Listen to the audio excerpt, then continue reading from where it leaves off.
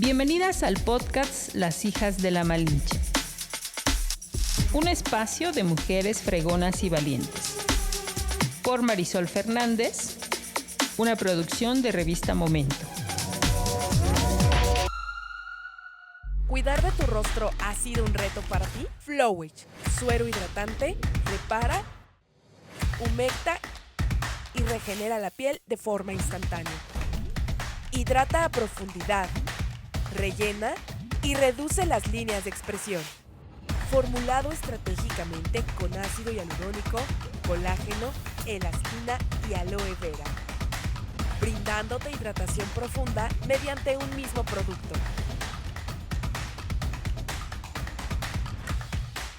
Cuidar de tu piel nunca fue tan fácil.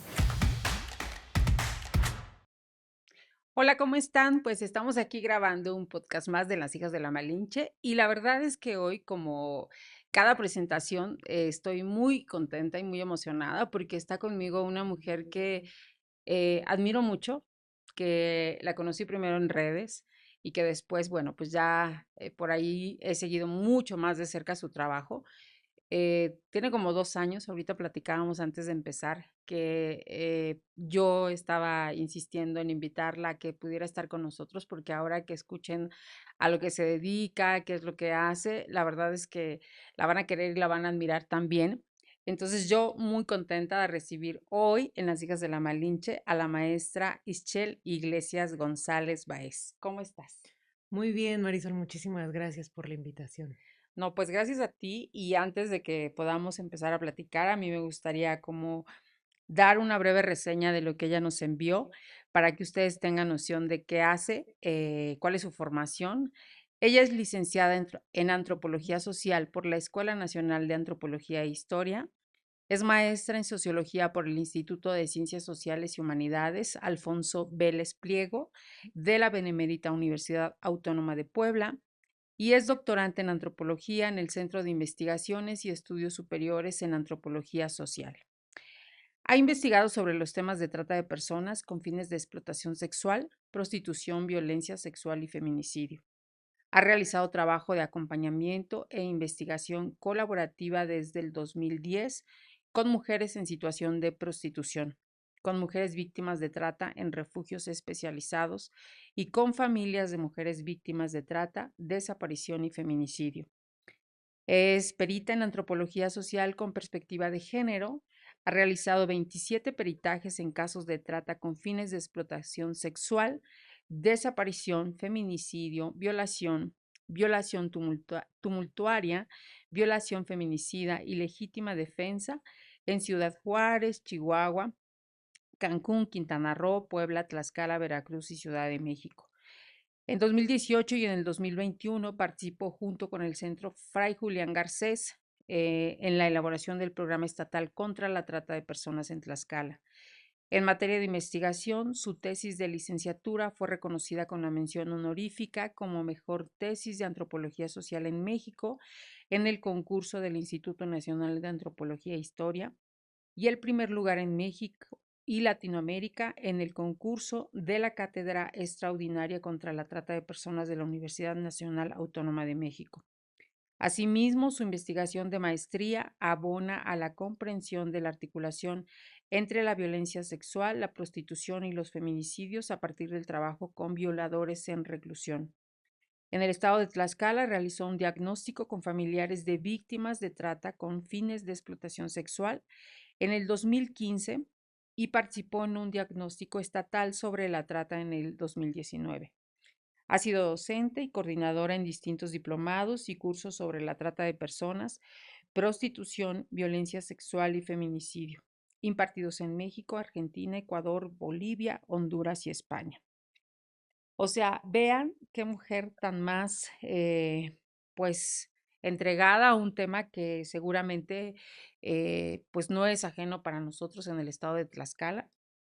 Y la verdad es que yo que he estado en muchos foros donde ella ha estado presente, el trabajo que hace con respecto a lo que yo acabo de mencionar, pues abona mucho. Y yo de verdad, insisto, la admiro por todo este trabajo que viene realizando desde la academia, pero también, pues abonando desde donde, cualquier rincón donde llega, ahí estás, haciendo mucho trabajo académico. Michelle, yo quisiera preguntarte, ya que leí toda esta información tuya, em, ¿en tu infancia tú tenías alguna noción de este tema? No directamente, no como el tema de la trata, Ok. pero se hablaba de la prostitución. O sea, era un tema que yo llegué a escuchar en diferentes ocasiones Ujú. y me llamaba la atención. Ok. Pero esto lo hice consciente mucho tiempo después, ya hasta que estaba en la carrera y entonces, pues fue el momento en el que se te plantea, ¿no? Como qué te quieres dedicar, qué quieres investigar y Ujú, entonces en automático fue como, pues, yo quiero trabajar con las mujeres que están en situación de prostitución y fue tiempo después que dije, bueno, ¿de dónde, no? Como, ¿por ujú. qué surgió este interés?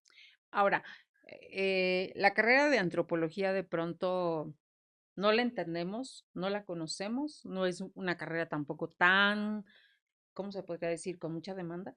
Ujú. ¿Cómo es que llegas a esta carrera? Eh, ¿Quién te ayuda? ¿Qué encontraste en el camino para elegir esta carrera? Yo no tenía idea de la antropología hasta la prepa, que tenía un muy buen amigo que estaba de intercambio en México y él quería estudiar antropología en la Escuela Nacional de Antropología e Historia. Ujú, Y entonces me empezó a hablar de la antropología y me pareció interesante. Y con él conocí la ENA. Un día en la tarde fuimos, entramos a una clase de oyentes, tomamos un café y entonces yo dije, "Ay, yo quisiera estudiar en esta escuela". Y quedó. Pero de lo que más se hablaba en la escuela, en la prepa, era sobre la sociología, sobre antropología, no, como que no se mencionaba dentro de ujú, las ciencias sociales. Y fue hasta que yo terminé la prepa, dejé de estudiar 2 años y trabajaba. Y en realidad yo quería estudiar teatro. Eso era como lo que yo más pensaba, ¿no? Que quería ok, estudiar teatro, quería entrar al CUC de la UNAM y estaba esperando la convocatoria. Cuando, pues una tarde, así tomándome un café, me acordé de la ENA. Y entonces dije, ah, pues quiero entrar a la ENA, pero no estaba internet como para que buscaras, ¿no? ujú, Entonces fui a la ENA, pedí informes, me dijeron, pues tienes que estar al pendiente porque no recuerdo si era junio o julio, me dijeron, en la jornada va a salir la convocatoria, ¿no? Entonces compra el periódico todos los domingos.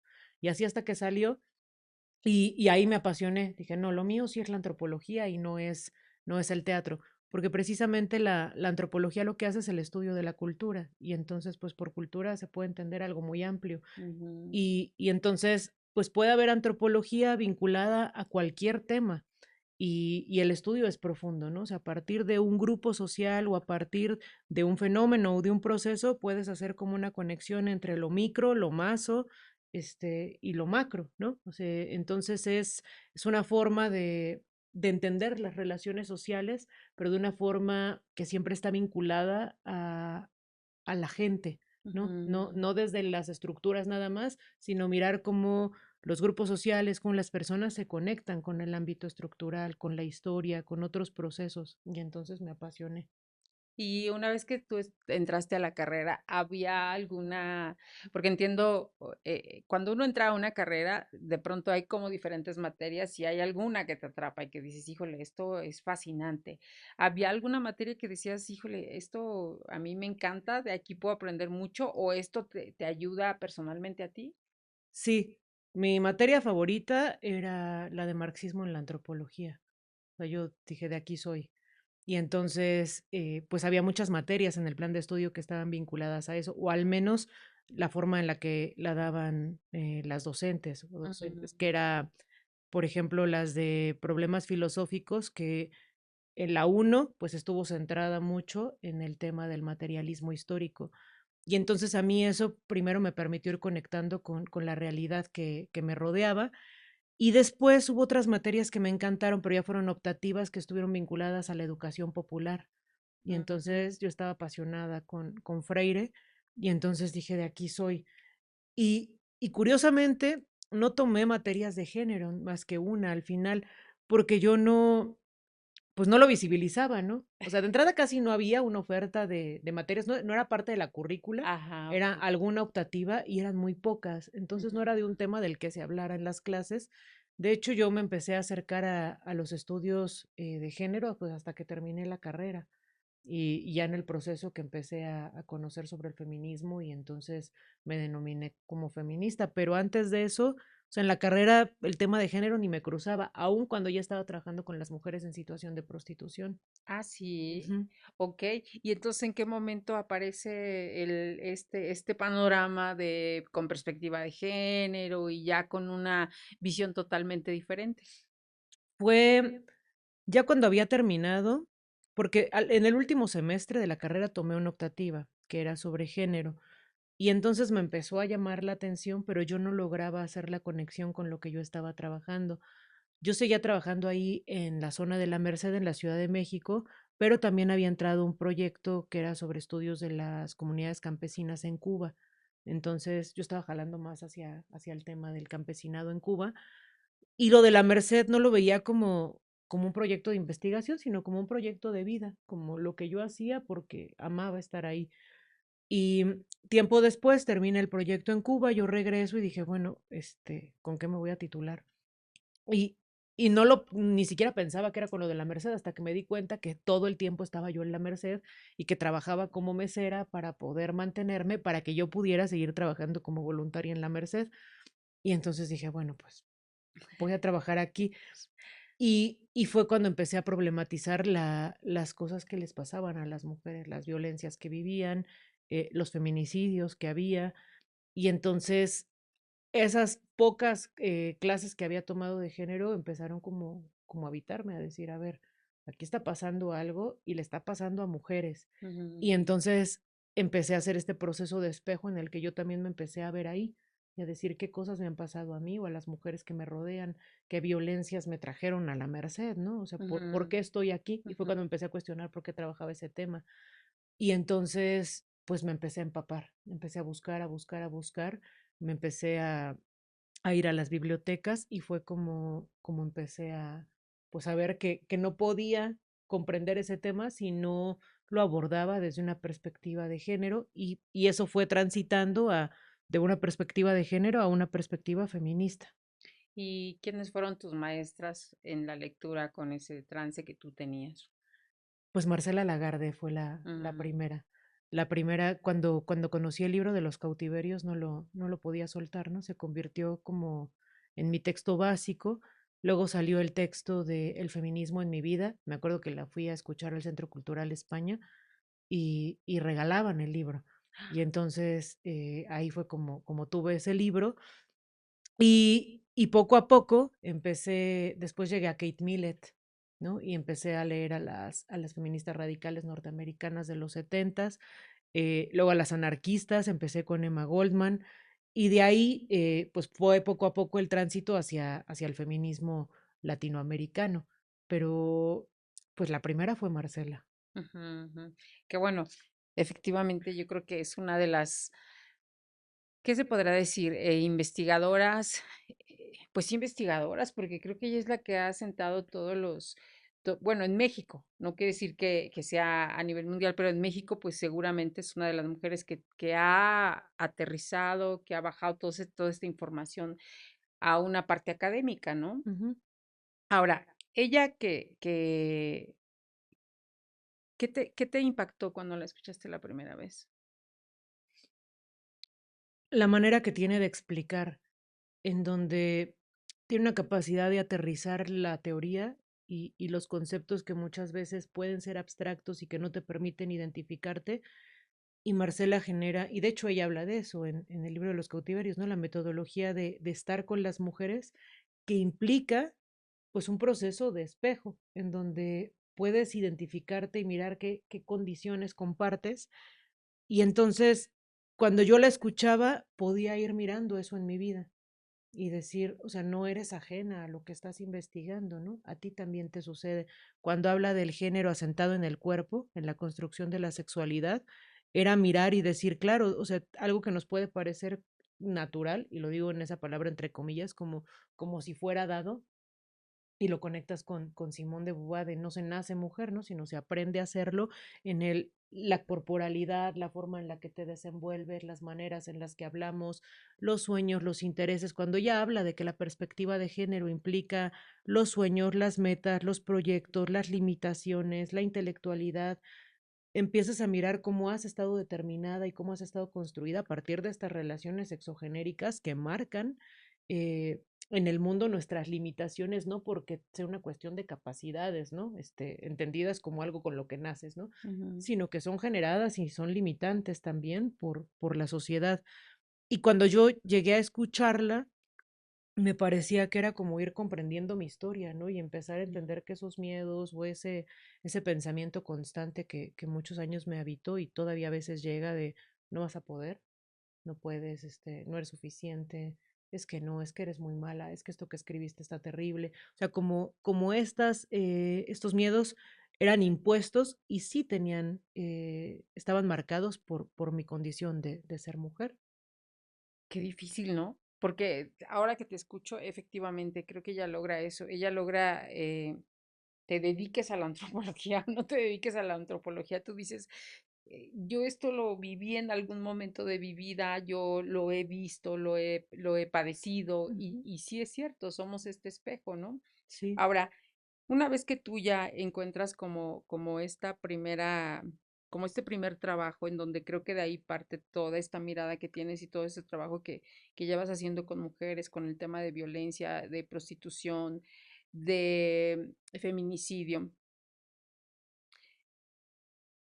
A mí me gustaría, porque ahora que yo leía y que también cuando yo escuché la primera vez el término de es una perita en antropología social, yo dije, ¿cómo es eso? O sea, no tengo ni idea, pero dije, y cuando tú hablabas ahorita de que efectivamente la antropología pues atraviesa lo que tú quieras, o sea, lo que tú quieras de, llámese, puede ser el tema ambiental, pero también tú estás enfocado al tema de las mujeres. Entonces, ¿por qué, o para qué, o qué hace una perita en antropología social?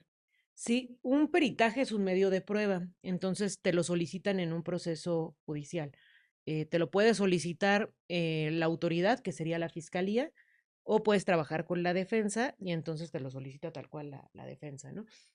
¿En qué consiste? Como medio de prueba hay una pregunta a responder. Entonces, por ejemplo, en un caso de feminicidio, el, está la mujer, ¿no? Y la justicia lo que tienes es, pues es una mujer muerta. Y entonces se trata de determinar si eso es un homicidio o si es un feminicidio. El feminicidio tiene que tener razones de género, es decir, que no la mataron como en un asalto y era indiferente si era hombre o mujer y entonces se le fue un tiro, ¿no? Y fue homicidio, sino entender que hay una razón, por ejemplo, fueron pareja o tenían una relación cercana, eh, hay un tipo de violencia sexual, hay tratos crueles, degradantes, inhumanos, hay violencias, o sea, que puedan permitirte comprender que a esa mujer la mataron por ser mujer. Y entonces ahí es donde entra el peritaje. Y entonces, en el caso, a poder, de una joven, era estudiante de la UAP, hemos trabajado con dos jóvenes estudiantes de la UAP asesinadas. En una, la encuentran en su casa y entonces incluso había quienes decían que era suicidio, ¿no? Y entraron los medios de comunicación, incluso en un programa de radio hicieron una encuesta de hablen para saber si se merecía lo que le pasó, ¿no? Y entonces, una vez que conocemos a la familia, ahí en la relación que ella había tenido con el hombre que la mata, que habían tenido una relación de pareja, entonces, ¿qué tienes que probar? Entonces era determinar si la muerte de ella era por razones de género, ¿no? Esta muerte violenta. Ujú. Si él era el agresor, entonces ahí se nombraba el imputado. Si había habido una relación de poder entre ambos a lo largo de la relación, ¿no? O sea, desde que se conocen hasta que decide ejercer violencia letal contra ella. Además de probar esto, es entender si hay un continuum de violencia feminicida. Entender esto es que luego se piensa que solo la mató, o sea, se le ocurrió en el momento, no lo pensó, fue algo como espontáneo. Y entonces, precisamente, estudiar la violencia desde una perspectiva que nos permita comprender cómo opera la violencia masculina es Ujú. entender que el feminicidio es parte de un continuum, o sea, una serie de violencias previas que van escalando hasta que un hombre decide cometer feminicidio. No es que en ese momento perdió el control o no sabía lo que hacía, ¿no? Incluso antes llamaban crímenes de honor, luego crímenes pasionales, luego les llamaron crímenes por emoción violenta, que de alguna forma, hasta en el lenguaje se busca un atenuante, ¿no? Como no supo lo que él hacía y Ujú, por las emociones. Y entonces aquí lo que hacemos es reconstruir la historia a través de entrevistas a la familia, de entrevistas a las amigas y en este caso pues de todas las pruebas que se pudieron juntar a partir de capturas de pantalla, de WhatsApp, de audios que ella fue dejando, le contaba todo a sus amigas y cuando él empezó a ejercer violencia y la agredía, ella les mandaba, mira lo que me dijo, ¿no? Y entonces esta serie de capturas que en algún momento ya entregan a la fiscalía y con cadena de ujú, custodia las integran, podemos acceder a esto y entonces reconstruir desde cómo se conocen y la serie de violencias que él va ejerciendo cuando pierde el control. Ella quiso terminar con él al mes y entonces él hace algo para no terminar. Y luego cambia la relación, otra vez quiere terminar y él vuelve a ejercer violencia. Y entonces la violencia poco a poco se va sofisticando hasta que ujú, ya no puede recuperar el control y decide matarla. Entonces, ese es un peritaje en casos de violencia, pues de feminicidio. En el caso de la violación, pues también nos ha tocado entrar para acompañar la palabra de la víctima, ¿no? Que desgraciadamente sigue pasando que no les creen o que se ujú, les exige a las mujeres que hayan denunciado la violación en el momento en el que fueron violadas, ¿no?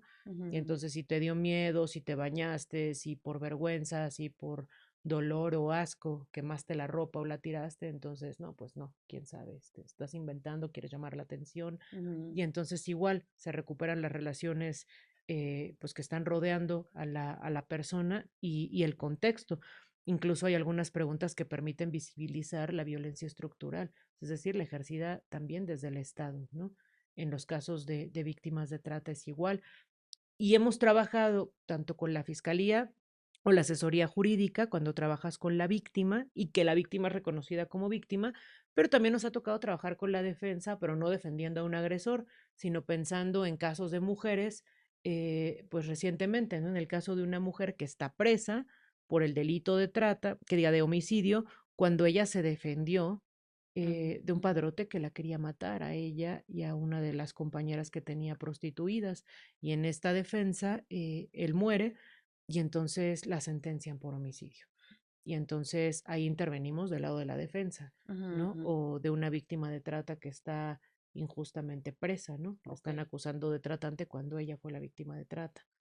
Ahora, yo soy ignorante en el tema y creo que también quienes nos van a escuchar también, y a mí me gustaría que me explicaras, ¿cómo puede o quién pide que se haga un perito con antropología social? O sea, ¿quién lo solicita? O qué pasa en algunos casos donde ni siquiera se menciona esto y pues ya, o sea, sí, se murió, se suicidó.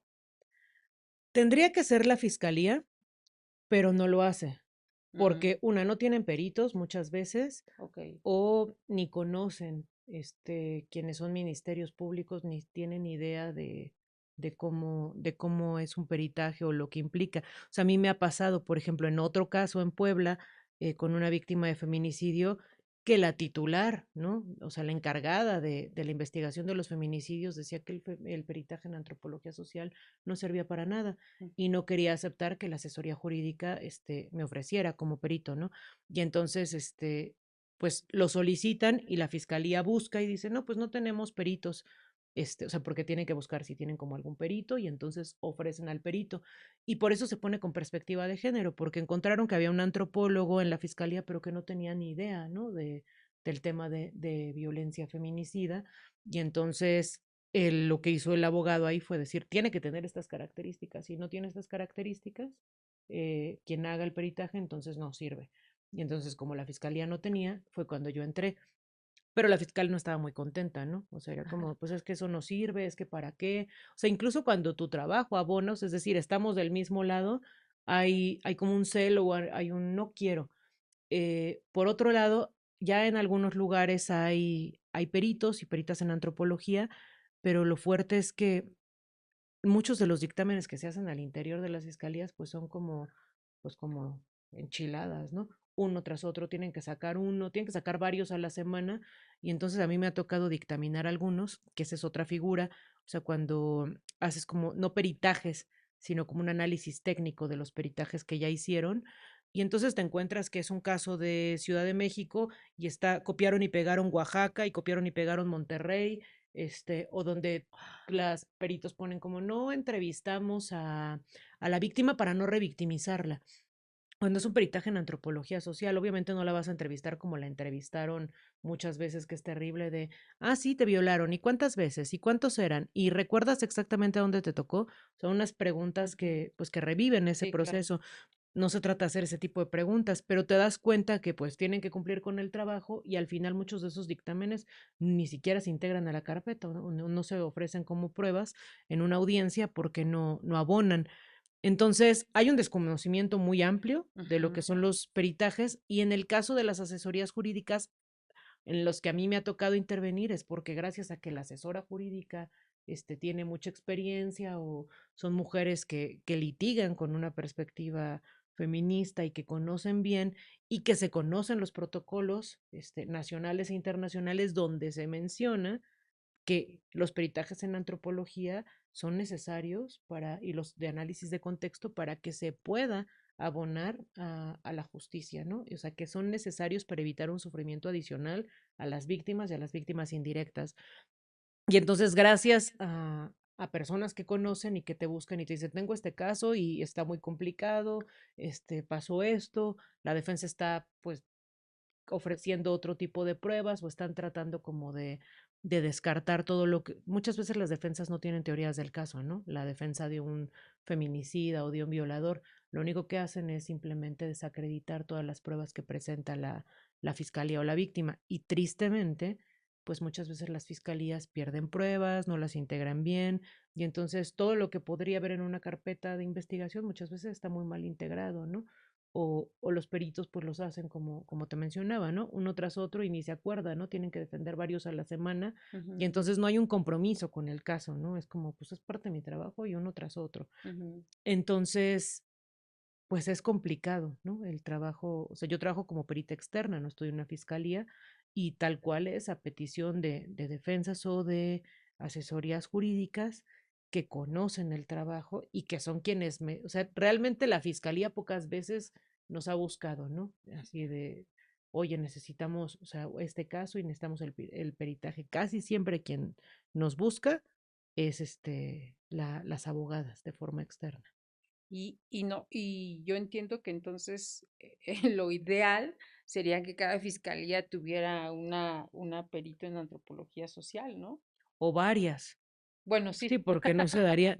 claro. Y con una perspectiva, pues sí, claramente, pues de género, ¿no? Con Ujú, una formación que te permita analizar casos, porque hay peritos que hacen trabajos, tengo un amigo aquí en Tlaxcala que ha hecho peritajes con comunidades originarias y entonces ha sido en temas de disputas territoriales, de acceso a recursos o de cuando hay una criminalización de alguna comunidad porque no se entienden los usos y costumbres y entonces es otro tipo de dictamen, ¿no? Si se lleva ujú. a cabo eso, es otra forma, otra especialización, ¿no?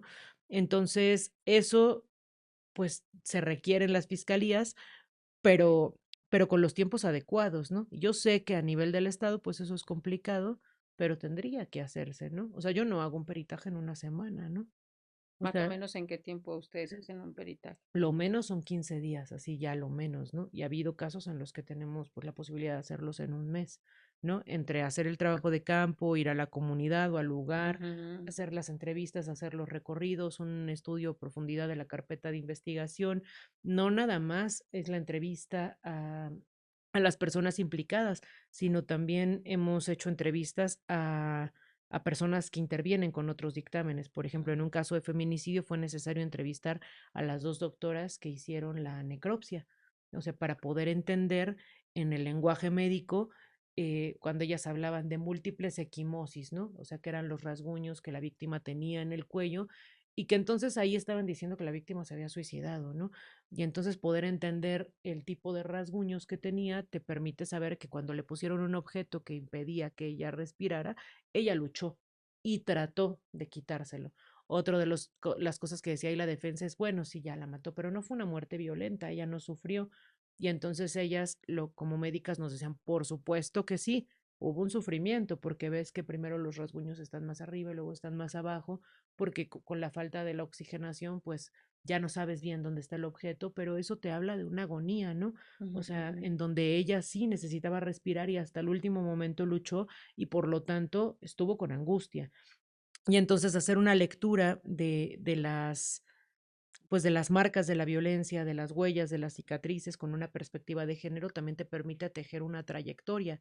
O sea, te permite entender que no solo son moretones, sino que unos moretones en la rodilla o el cráneo inflamado por un jalón de pelos, ¿no? El cuero cabelludo. O sea, es decir, te permite entender que hubo un sometimiento, ¿no? O sea, como tejer esto que a veces solo en un informe médico se explica como, ah, pues yo ya cumplí, ¿no? Múltiples equimosis, un moretón en tal lugar, este, incluso eso te permite también saber cuáles son las marcas post-mortem, que esas muchas veces son hechas para despistar o porque agredieron todavía el cuerpo de la víctima, ¿no?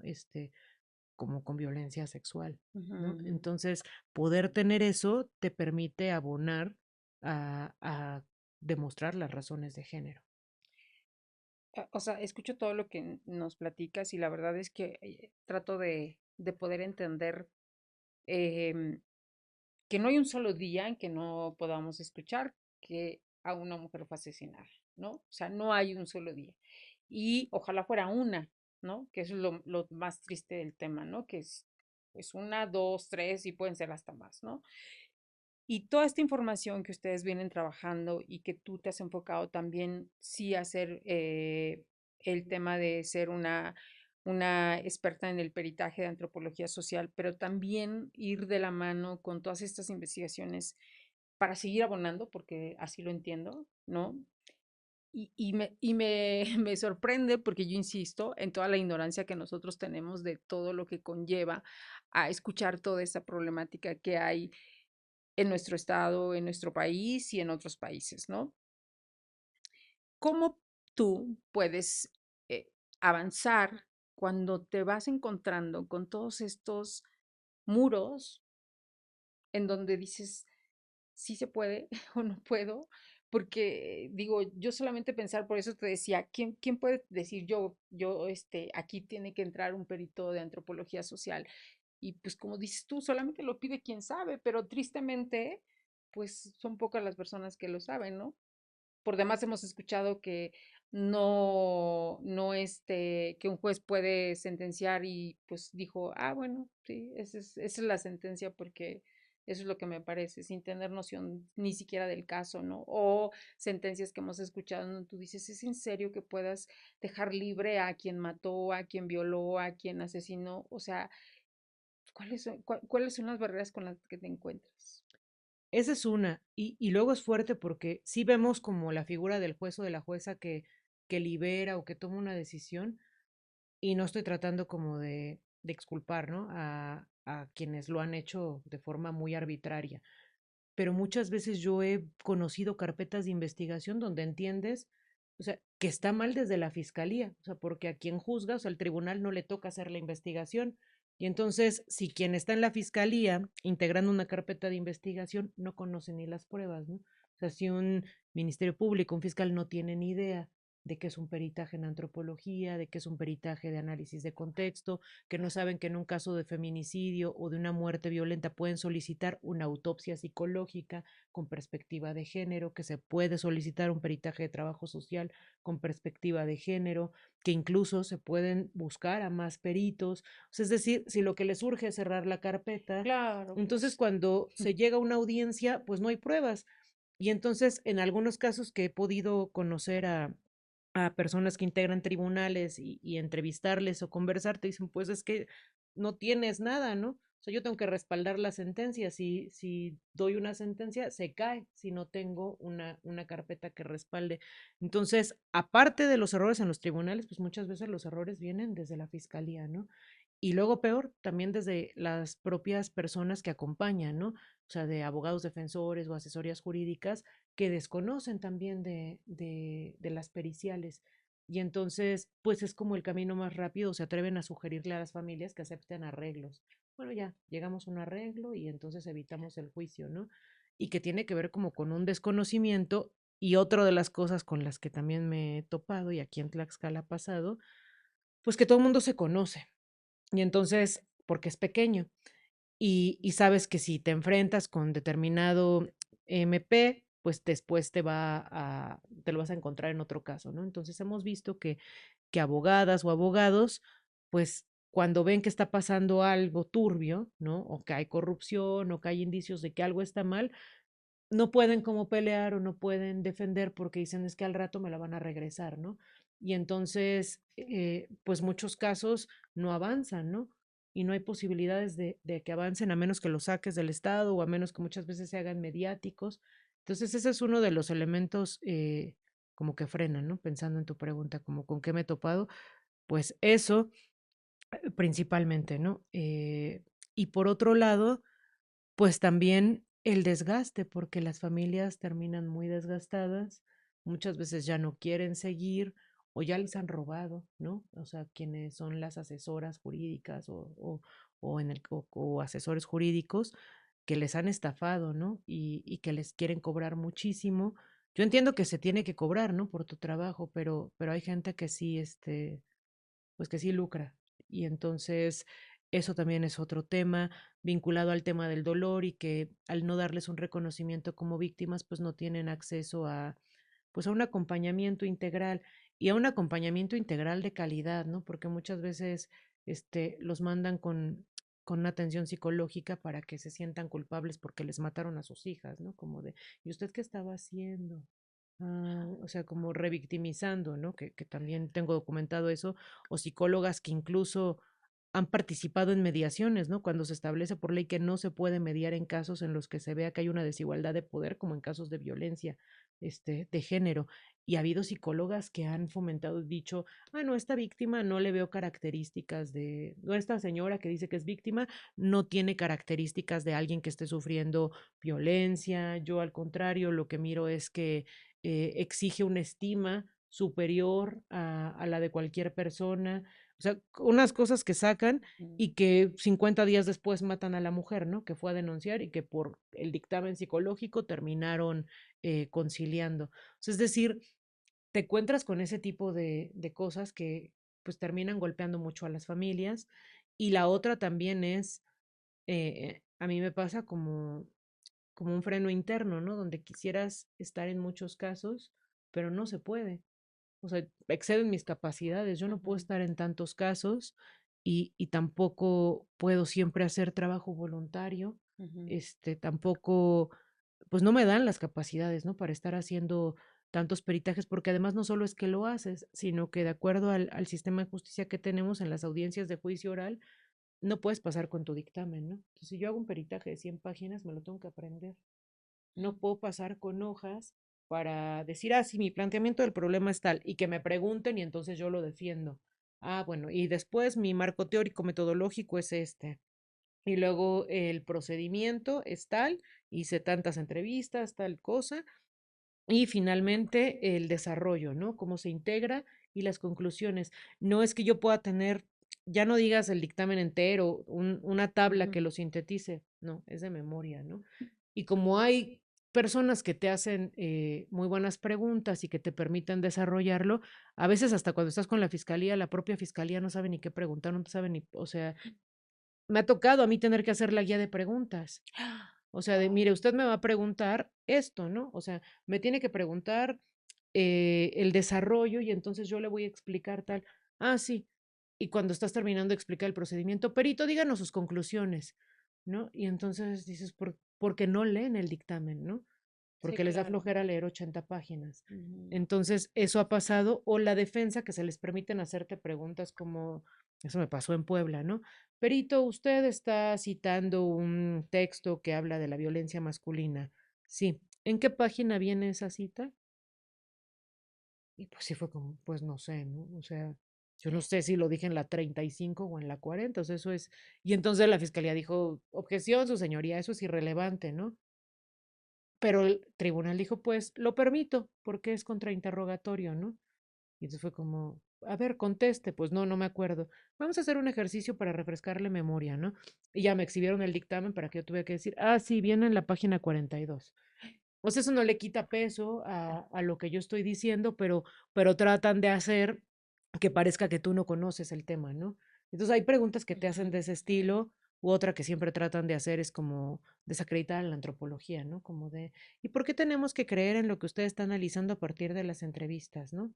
Este, ¿no le parece que, bueno, no conocen la palabra subjetivo, ¿no? Es que te dicen, no le parece subjetivo, pero es como, de, ¿no le parece que usted está sobreinterpretando o la antropología, por qué dice que es una ciencia? Y entonces tratan como de desacreditar la disciplina. ujú, Eso lo hace muy desgastante en términos ujú. de, pues, aprenderte el dictamen. Para mí es más difícil prepararte para una audiencia que elaborar el peritaje, porque implica, pues, un proceso de memoria, ¿no? No es que solo hagas un buen trabajo escrito, sino que te lo tienes que aprender y tienes que saber exponer y sobre todo trabajar con los nervios y que no te desbalanceen ese tipo de preguntas, ¿no? O sea, porque además luego te las hacen y tú estás reteniendo que tiene 20 apartados y entonces te hacen unas preguntas que se te olvidan los títulos, ¿no? Claro, sí, sí, sí. Entonces, esa es otra de las cosas con las que te enfrentas. Y bueno, y luego ya el trabajo personal de la rabia o el dolor que te genera, ¿no? Que en mi caso yo sí hago mucha empatía con las personas, no puedo desprenderme y pensar, ah, bueno, ya, es parte de mi trabajo y eso en los Mm, casos de desaparición para mí es tremendo porque, o sea, en los casos de feminicidio ya la víctima fue asesinada y sabes, la familia sabe que esta búsqueda de acceso a la justicia a través del Estado no les va a regresar a sus hijas, ujú, pero tienen, o sea, les queda claro, pero lo que buscan es que no quede impune. En los casos de violencia sexual es igual, ¿no? Para las mujeres es muy importante que su palabra sea creída, ¿no? O sea, que la ujú, escuchen y le crean porque ujú, la desacreditan. Pero en los casos de desaparición, en los que me ha tocado trabajar, han sido casos de desaparición para determinar si está vinculada a trata o no, y entonces, o a un feminicidio. ujú, Y entonces hay indicios que te permiten, ¿no? Reconstruyes y ves si fue que la mataron y desaparecieron el cuerpo o se la llevaron, ¿no? Para explotación sexual. Y entonces ahí puedes, el trabajo cuando es esa pregunta a responder, pues puedes decir si hay estos elementos que permiten entender que esta persona la mató, quizá porque ejerció violencia sexual, están estos elementos, ¿no? Abusa de ella, la mata y el cuerpo desapareció, pero no puedes saber dónde está. O sea, no le puedes responder a la familia y también excede las capacidades del peritaje en antropología social, dónde está el cuerpo de sus hijas o a dónde se las llevaron para explotarlas sexualmente, o tal vez puedes tener indicios de que se las llevaron hacia Veracruz, pero eso fue hace 5 años, ¿no? O sea, ¿qué pasó con ellas? ujú. Entonces ahí es un dictamen que no acaba de cerrar, o sea, tú ofreces, pues sí está vinculado a trata, sí, la desaparición, pero ella sigue viva o no, o en dónde está, y el no poder tener esas respuestas, pues para mí es fundamental en el acceso a la justicia, el acceso a la verdad, Mm, porque la falta de verdad enloquece, ¿no? Te excede el lenguaje, excede todas las capacidades, te disloca. sí, sí, sí. Y entonces, para mí eso es brutal. O sea, no poder dar esas respuestas, siento que las familias se quedan casi en las mismas, ¿no? Y Ujú. entonces a mí me da mucha impotencia. Eso es como, para mí, de todo el trabajo pericial, lo más difícil. Ahora, yo he tenido la oportunidad de, insisto, de haber acudido a algunos foros en donde tú haces un trabajo muy, muy de cerca y donde la realidad de verdad es escalofriante. O sea, uno escucha cifras, uno ve todo el panorama y dices, ¿en qué país estamos? Y de pronto yo digo, eh, un poco el trabajo de que ustedes hacen es como esta luz de alguien está haciendo algo, alguien está trabajando, alguien está capacitando, alguien está orientando, alguien está diciendo, mira, esto puede ser totalmente distinto. Y yo digo, ¿de dónde? ¿De dónde, Shell, sacan fuerzas, sacan ganas para continuar con una problemática que, insisto, vemos todos los días, escuchamos todos los días, nos enfrentamos? y luego todavía aparte dicen que exageramos, ¿no? Sí. Pues la fuerza creo que a mí me ha venido mucho de la rabia y de una rabia vinculada como a la empatía, ¿no? Como esta rabia que viene también del amor. Eh, Cuando empecé a trabajar en la Merced con las mujeres y empecé a ver todas las violencias que nos rodeaban, cuando empiezo a escribir sobre eso y empiezo a escribir con ellas, eh, una de las cosas que una de ellas me decía era, es que la gente tiene que saber, es que nadie lo sabe, es que vienen y nos juzgan, es que nos dicen que es un trabajo fácil, es que está esto como todo el tiempo, eh, como oprimiéndonos, ¿no? Como si uno estuviera aquí porque, lo voy a decir así como ella lo dijo, ¿no? Porque es bien pendeja. Y entonces ella decía, es que eso es como lo que se tiene que saber. Y ella me dijo, a mí me mueve la rabia, ¿no? Y por eso lucho. Y entonces creo que ahora con esta pregunta viene de ahí, ¿no? Primero es como la fuerza de decir, es que hay que hacer algo, ¿no? Como en un primer momento, pero esa fuerza luego se acaba, ¿no? O sea, es un Ujú. impulso que antes me duraba mucho tiempo y a veces ahora me dura 2 días, ¿no? Como de, sí hay que hacer algo, pero te topas con el Estado, te topas con la corrupción, con gente que está pues por recomendación o por X cosa, pero no, todo por Ujú. menos el compromiso, ¿no? Claro. Y entonces eso pues sí es como, te desalienta, te dices, ya para qué, pero, pero ese desaliento como que tampoco me duraba mucho, ¿no? O sea, era una recaída de la tarde y a seguir em, buscando. También una vez una amiga me decía, o sea, creo que te rodeas de cosas muy violentas y también tendrías que buscar como las cosas bellas, ¿no? Porque al final, si trabajamos para erradicar la violencia es porque creemos que hay otro mundo posible, ¿no? Y Sí, ese otro claro. mundo posible tiene que ver con una sociedad en la que estemos libres de violencia, las Ujú, mujeres, en la que podamos ser felices. ujú, Y entonces esa idea también me empezó a habitar hace muchos años y a decir, bueno, sí, busquemos como ese bienestar. Entonces a mí me ha servido tratar de tener esos espacios propios, esos espacios que trato de, pues de no contaminar, y no porque el otro sea contaminante, sino, pues sí, como de tener espacios libres del tema, claro. que es muy fuerte, ¿no? Porque en un principio me puse normas, ¿no? De, en mi casa no voy a hablar de esto, es imposible si hay trabajo, ¿no? Claro. Bueno, en el cuarto, ¿no? En la habitación, trato, ¿no? O de Ujú. tener un desayuno libre de estos temas, ¿no? Sí, claro. Este, por momentos funciona, pero es como una negociación que haces como cotidianamente de, bueno, sí, pero ahorita urge, entonces en el Hay desayuno, que en la comida y aprovechar. la cena, pues hay que hablar de esto, ¿no? Sí, sí, sí. Este, Otra cosa, algo que me ha ayudado mucho, pues es la ternura y la ternura que viene de mis perros, ¿no? O sea, yo Ujú, tengo mi manada y entonces sí creo que la relación con mi manada es lo que también hace que, creo que ese sí es el único momento en el que me puedo aislar de ujú. todo el tema, porque estoy ahí, ¿no? En el ahora, en el aquí y en ese presente que te permite a través de las caminatas, pues salir un poco a este tema. Y porque aunque les digas, pues no te van a decir. Ajá. Y entonces ahí sí es, pues en esa ternura Ujú, momentánea de mueven la colita, quieren comer y ahí es cuando realmente mi mente descansa. ujú, Y ujú, luego a lo que sigue y, y ahí, como te decía, pues me moviliza la rabia, que es fuerte porque también, pues yo llevo muchos años en esto y, y nunca piensas que te puede pasar, o sea, o piensas que te puede pasar a ti, claro, ¿no? Y sí, asumes como ese riesgo. sí.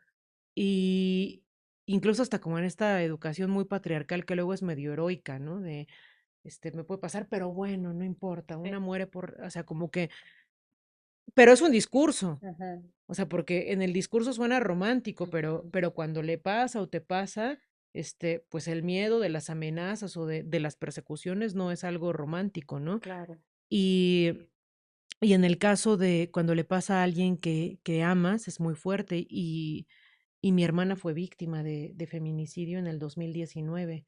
Entonces, para mí fue tremendo, ¿no? Porque no lo vi. O sea, también yo lo pienso y digo, pues no tendría por qué haberlo visto, pero hay una parte que te dice, claro que sí, porque eres perita, ¿no? Y Claro. entonces tú veías que ella estaba en una situación muy complicada y entonces estas voces, ¿no? De qué tendrías que haber visto, qué no, qué hiciste, Ujú, qué no. ujú, Y, y ahí también, en un primer momento hubo una rabia muy fuerte de querer hacer justicia. Después entender que iba a ser muy complicado por la vía del Estado, porque hay buenas víctimas y malas víctimas, ¿no? O sea, no solamente es, si a todas nos juzgan y no hay una sola víctima que no sea cuestionado lo que le pasó y que en alguna parte se piense que se lo merece, y eso lo piensan hasta los propios abogados que la representan muchas veces, ¿no? El tribunal muchas veces pasa lo mismo, ministerios públicos igual, entonces, esa parte, ¿no? Entonces, pues mi hermana no era la buena víctima, ¿no? No encajaba en ese perfil. Y por otro lado, pues conforme voy asumiendo que no va a pasar así, como que recupero lo que yo aprendí, ¿no? De, a ver, lo que has dicho muchas veces, que la justicia es el acceso a la verdad, tienes que comprender qué pasó. Y entender qué pasó también me sumió en una tristeza muy profunda. Y ahí, pues yo siento que los últimos 5 años ha sido pues un sube y baja, ¿no? De ganas de cambiarlo todo y de motivarte, pero también llegar a un punto que en el que todos los días hay un momento en el que me cuestiono, ¿y para qué? O ujú, sea, como, y esto para qué sirve? Y entonces voy para abajo. Y ese es el peor estado en el que yo puedo caer, ¿no? Como no encontrarle ujú, sentido a algo. ujú, Y entonces ahí lo que me salva y espero que eso siga siendo es pues pensar en la comunidad, o sea, pensar como en el territorio y en la comunidad y en decir como, pues mi dolor o mi pérdida no está aislada de un contexto. Y entonces si lo aíslas, si lo individualizas, pues es el capitalismo a todo lo que da, ¿no? De esto me pasó a mí y es mi tragedia y es, pues sí me pasó, pero está pasando también ujú, alrededor y, ujú, y no me parece, o sea, a mí me mataría en vida no hacer nada, ¿no? O sea, ujú, es como tengo que hacer algo porque lo que me rodea está sucediendo y entender el mundo desde una lógica comunitaria y no individualista que nos fracciona es lo que a mí me permite cada que me llega el pensamiento de ¿para qué? Pues darle la vuelta y decir, porque estoy aprendiendo, ¿no? Y me toca ujú, hacer. Y ujú, entonces yo elijo hacer y de ahí agarro otra vez fuerzas.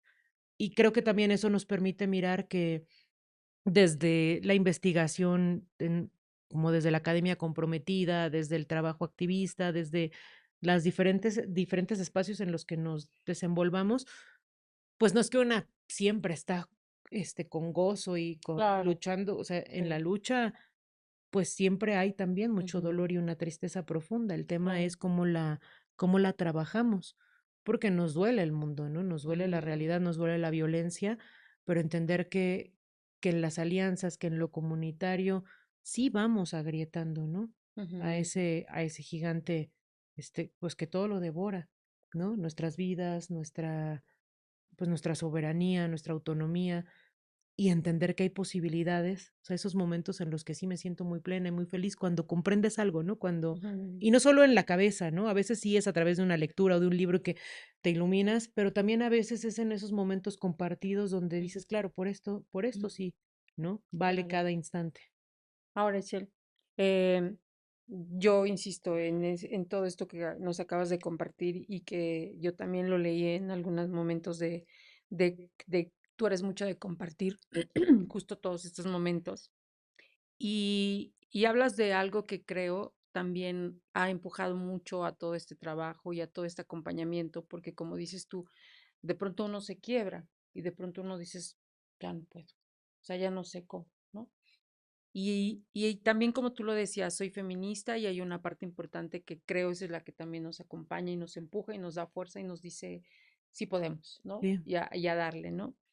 Esta entrevista estará saliendo como un poco en el marco del Internacional de la Mujer, en donde de pronto se hacen muchas actividades, también se señala mucho los movimientos de las feministas. ¿Qué has visto tú en los últimos 10 años con estas manifestaciones que se dan? Pues me parece maravilloso que se haya extendido, algo que Ujú, durante mucho tiempo fue como de unas cuantas, ¿no? Y ujú, entonces parecía como era mal visto, ¿no? ujú, Y de pronto, de alguna forma, la globalización contribuye en ese sentido para bien, ¿no? Y parece que se vuelve como pues un movimiento casi de masas, ¿no? A su vez, pues eso también lleva a muchas contradicciones, ¿no? Eh, Creo que hay que hilar fino, o sea, es maravilloso que muchas mujeres y muy jóvenes se acerquen y que eso permita cuestionar y problematizar sus realidades y ujú, que se empiecen a, pues, a luchar por su autonomía en un momento en el que antes no sucedía, ¿no? Y a cuestionar todos esos mandatos.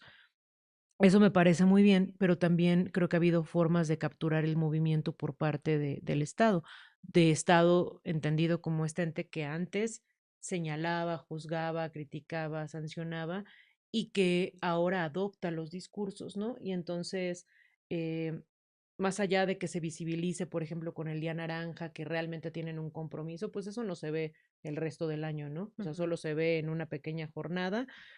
Lo mismo con el 8 de marzo.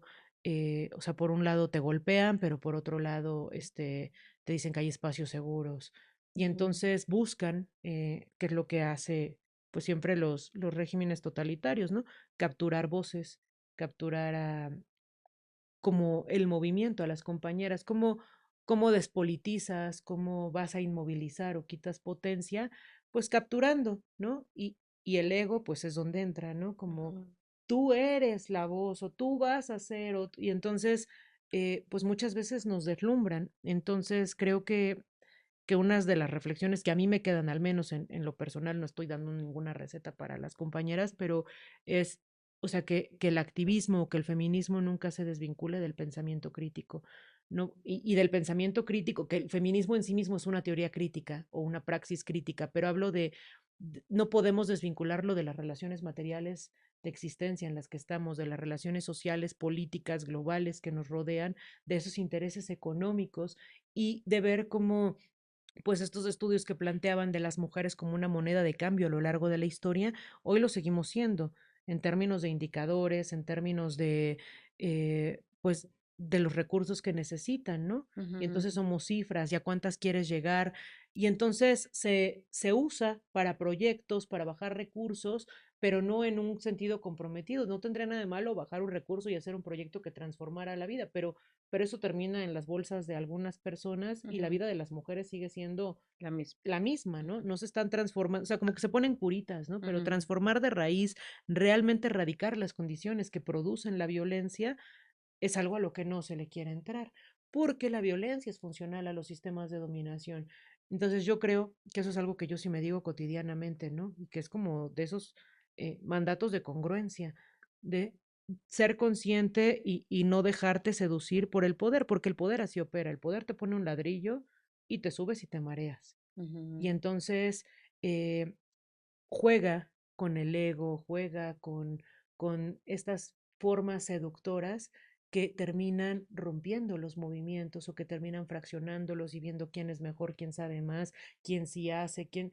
Y entonces, pues si los propios grupos se fragmentan o están compitiendo, y entonces también algo importante es tener memoria.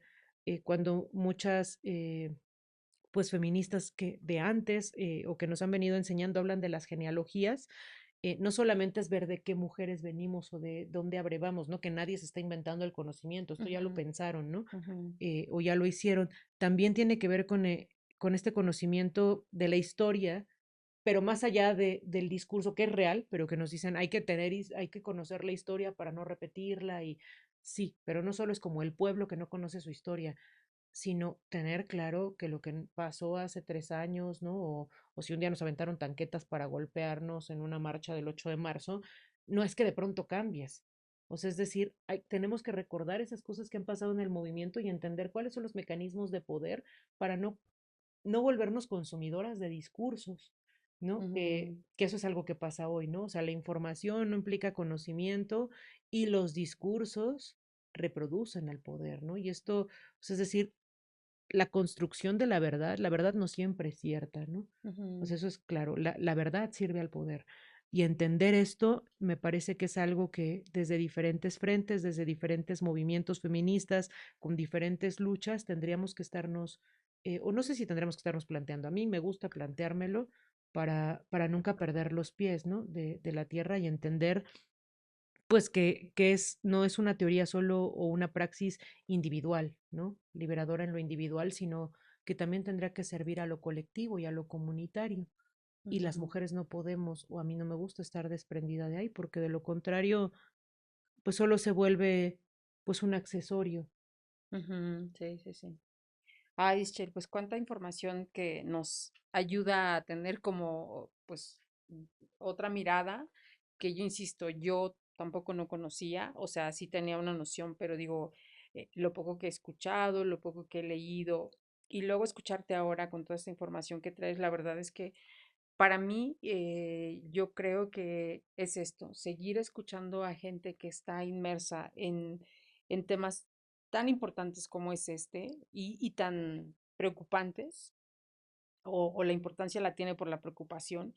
Y creo que, insisto, yo de verdad que te agradezco todo este trabajo que haces desde donde estás, desde sí de la parte de la academia, pero también cuando estás en alguna organización no gubernamental y que también haces un trabajo extraordinario. Entonces, eso es ir construyendo y acompañándonos y diciéndonos y aunque sea a larga distancia, decir, bueno, creo que vale la pena lo que estoy haciendo desde mi trinchera, que quizá a lo mejor muchos no lo ven, pero creo que suma y puede sumar en, en el momento que tú estás con estas familias, seguramente hay mucha, hay mucha paz y no es que tampoco regreses como el resolutivo del caso, ¿no? Pero creo que con tu acompañamiento que haces, pues hay mucho trabajo a favor, ¿no? Yo sabía que no iba a darnos el tiempo suficiente, una hora, y efectivamente ya se nos consumió, pero no me gustaría dejarte ir sin que contestes nuestras preguntas de, bueno, Sí, más bien nuestras cartas de las hijas de la Malinche. Entonces, si escoges tres, por favor, y me las pasas para que ok. las respondas, por favor. Esta y esta Ok, en diagonal. ok. Bueno, la primera dice, ¿crees en la suerte?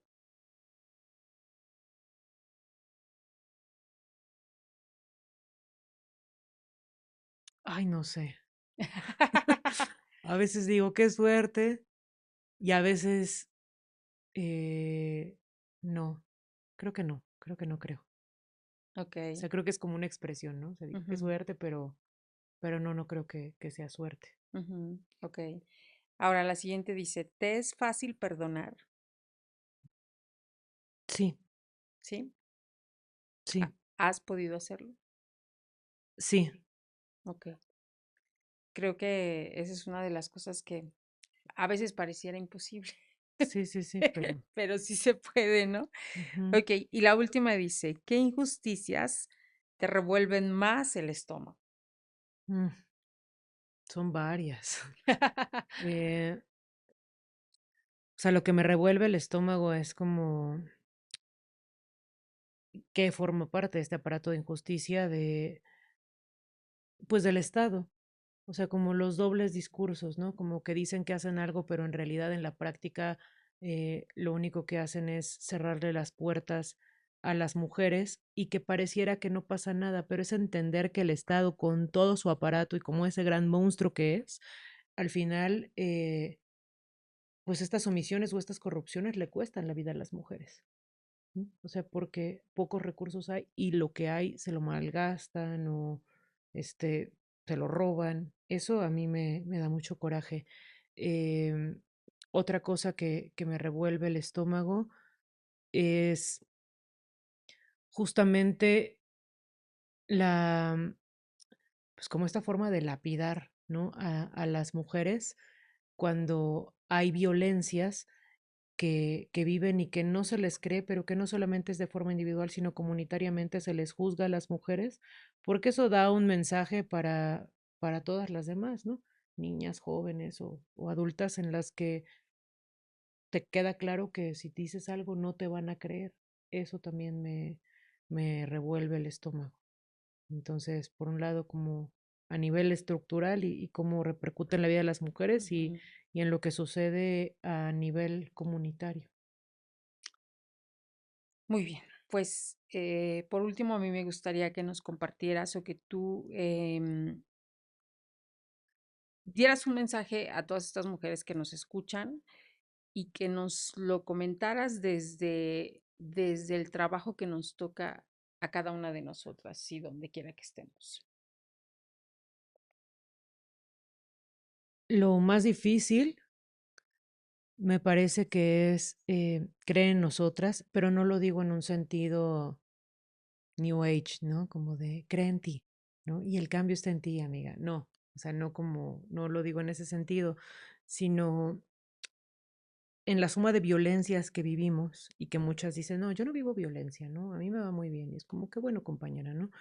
Pero, pero no podemos reducirnos a lo individual, o sea, tenemos que ver esto que Marx planteaba en el 18 Brumario, que vivimos en una tensión entre, o sea, él dice los hombres, pero digamos las personas hacen la historia, pero en condiciones que no eligen.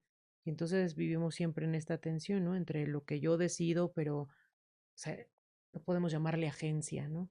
Yo elijo libremente. No, hay condiciones sociales, políticas, económicas que van a determinar mucho, ¿no? Porque si no caemos en el discurso de échale ganas, parte temprano y te va a ir bien, ¿no? Y es como, bueno, y la precariedad y la pobreza y la falta de derechos. Entonces, tomando eso en cuenta, pues primero situarnos, ¿no? Y ver que podemos decir, no, a mí no me ha tocado esas condiciones, pues qué maravilla que no has tenido esas carencias, compañera, pero a veces hay otras formas de violencia y tratar de visibilizarlas y que nos van quitando esa capacidad de creer en nosotras y que sin darnos cuenta terminamos anuladas y se construye una jaula alrededor. Y no solo es una jaula física, porque puede que salgas, pero creo que las peores jaulas están en la mente, en que es cuando te logran expropiar tu capacidad de pensamiento, tu capacidad creativa, y que es cuando te empieza a gobernar el miedo y los discursos de los medios y los discursos institucionales, y cuando terminamos creyéndoles y manipulándonos, y entonces comemos información, pero sin un pensamiento crítico, y creo que la apuesta sería eso, a que las mujeres desarrollemos ese pensamiento crítico, a que a que venzamos esos miedos y quitemos estas jaulas de nuestras cabezas y podamos entonces realmente creer. Y cuando hablo de en nosotras es en este poder construir alianzas, poder construir comunidad. Y eso no implica que todas tengamos que ser amigas, ¿no? O sea, no es, Ujú, se malentiende la sororidad o se malentiende el nosotras y entonces nos tenemos que amar. No, claro que no. Sino realmente poder acompañarnos desde otra lógica que no tenga que ver con la competencia y con la enemistad entre nosotras, sino pues desde el aprendizaje, desde el admirar, ujú, desde el reconocer y desde pues pensar que esta vida digna no tiene que ver con el acceso a las cosas o a lo material o a comprar mucho, sino a poder estar plenas, a poder ser felices, a poder no tener violencia y eso se puede construir únicamente cuando tengamos una comunidad y cuando seamos capaces de mirar en la otra, a pesar de las diferencias, a una aliada, pero para lograr esto pues se requiere el pensamiento crítico, ¿no? Porque ujú, pues yo no puedo ser aliada de alguien que es del Opus Dei, ¿no? Por ujú. supuesto, ¿no? O sea, pero si podemos realmente cuestionar y trabajar y quitarnos estas jaulas, entonces creo que podremos dar pasos en nuestra vida Claro. para tener esa libertad de vivir libre de violencia, no en una, solo en la sociedad, ¿no? Como hacia afuera, sino en nuestras casas y también de esta violencia que nos enseñan a ejercer contra nosotras en el estarnos invalidando cotidianamente. O sea, el Estado se te mete, ¿no? La Claro. iglesia se te mete, eres tonta, tú no sirves, no vales. Y entonces, pues tienes ese dictador adentro. Ujú. Y creo que pues el mensaje sería ese, hay que quitárnoslo. Ya bastantes sistemas de dominación están afuera como para que nos los comamos. Ay, sí, tienes toda la razón. Y yo creo que más de una ocasión, pues hemos tenido, como dices tú, o hemos estado ahí en esa jaula y pues, o sea, sería mentira decir, no, yo nunca he estado. Yo creo que yo por muchas veces, ¿no? Entonces, pues bueno, pues de eso se trata esta comunidad, de escucharnos, Michelle, de conocer a mujeres como tú, de saber que hay mujeres trabajando, em, en tu caso, desde este tema y desde la violencia. Y entonces, bueno, yo insisto, para eso estamos aquí, para que esta comunidad siga creciendo y siga conociendo a más mujeres extraordinarias como tú. Yo agradecida de que por fin Gracias. se haya dado grabar este podcast que traíamos desde hace mucho tiempo. Así es que muchísimas gracias, Ichel. Muchísimas gracias a mi equipo de producción que está aquí, Lili y Patti, gracias por su apoyo. También gracias a Lía Regalos por el café que nos mandó hoy para Ichel. Muchísimas gracias y nos saludamos en el próximo podcast de Las Hijas de la Malinche, un espacio exclusivo para mujeres fregonas y valientes. Muchísimas gracias. Nos vemos. Bienvenidas al podcast Las Hijas de la Malinche, un espacio de mujeres fregonas y valientes. Por Marisol Fernández, una producción de Revista Momento.